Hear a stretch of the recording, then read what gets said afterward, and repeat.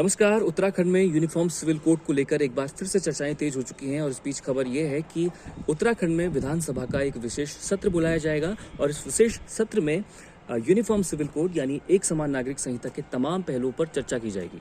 अगर सभी पक्षों की सहमति बनती है तो इस विधेयक को कानून का रूप दे दिया जाएगा।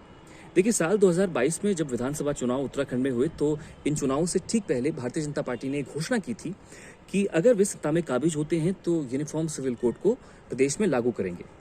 और जैसे ही भारतीय जनता पार्टी यहाँ पर चुनाव जीती तो चुनाव जीतने के तुरंत बाद एक ड्राफ्टिंग कमेटी की भी घोषणा कर दी गई, जिसे ये जिम्मेदारी सौंपी गई कि भी आप यूनिफॉर्म सिविल कोड को लेकर एक एनालिसिस करें प्रदेश भर में कि किस तरह से क्या स्थिति प्रदेश के अलग अलग हिस्सों में है और हर तबके, हर समुदाय, हर मजहब के लोगों से आप बातचीत करें।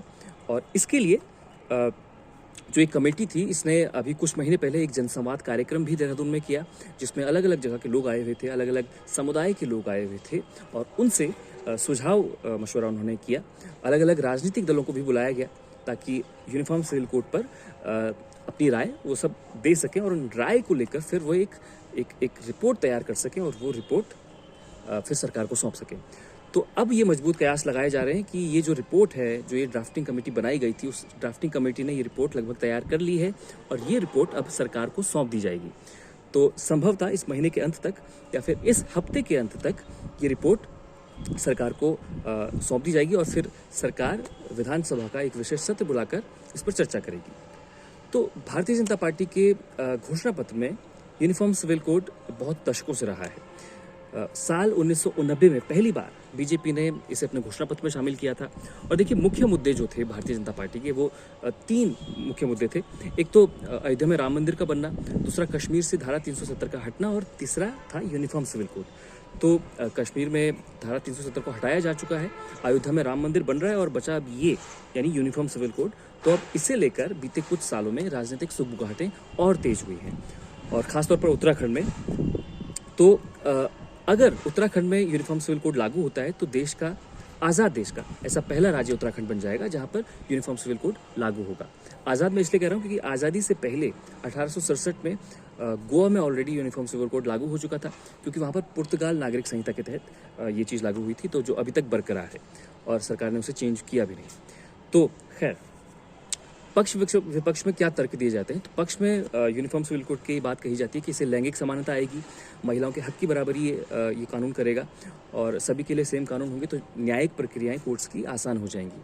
वहीं विपक्ष में तर्क ये दिया जाता है कि हमारा जो संविधान है उसमें धार्मिक स्वतंत्रता का जो अधिकार है, आर्टिकल 25 से लेकर आर्टिकल 28 तक के बीच, उस पर यह हमला होगा। और इसके अलावा देश की विविधता है, अलग अलग विविधताएं, हर राज्य में अलग अलग धार्मिक मान्यताएं हैं। इसके अलावा देश के जो ट्राइबल स्टेट्स हैं वहाँ तो बहुत डिफरेंट कल्चर रहता है।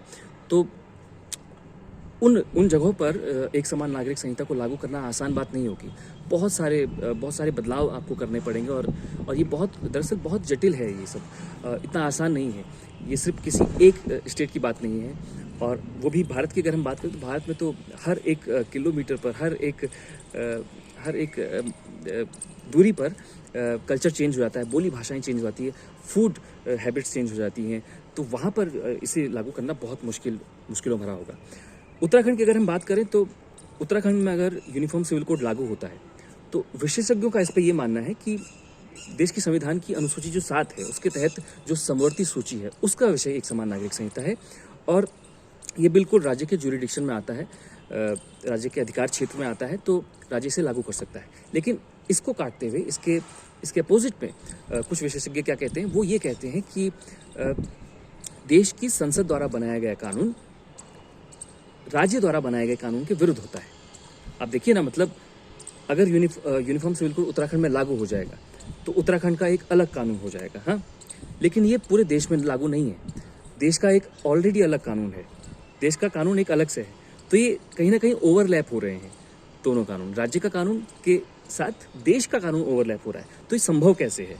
तो कहीं ना कहीं इसे कोर्ट में आसानी से चुनौती दी जा सकती है, विशेषज्ञों का ये मानना है।